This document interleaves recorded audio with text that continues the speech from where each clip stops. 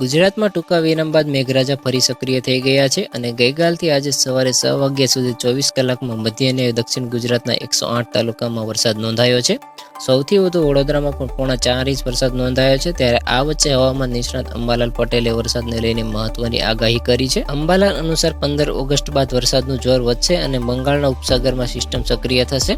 અંબાલાલે ખેડૂતોને એક મહત્વની સલાહ આપી છે. 24 ઓગસ્ટથી ઊભા કૃષિ પાકોમાં રોગ ફેલાવાની શક્યતાને પગલે ખેડૂતોને જંતુનાશક દવાઓના ઉપયોગ પર ગંભીરતાપૂર્વક વિચાર કરવો જોઈએ અને બાયો કંટ્રોલના ઉપાયને શ્રેષ્ઠ માનવામાં આવે છે, જેમાં ટ્રાયોકોકાર્ડ ઊભા પાકમાં નાખવા, NPAનો છંટકાવ કરવા અને ખેતરમાં પ્રકાશ પિંજર ફાળવીને જંતુઓની સમસ્યા પર નિયંત્રણ મેળવવાની સલાહ આપવામાં આવી છે.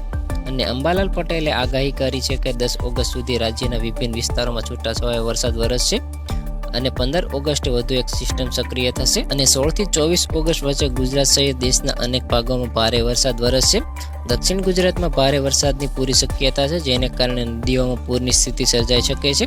દક્ષિણ સૌરાષ્ટ્રમાં પણ ભારે વરસાદની આગાહી છે, જ્યારે પશ્ચિમ ઉત્તર સૌરાષ્ટ્રમાં હળવાથી લઈને ભારે વરસાદની શક્યતા છે.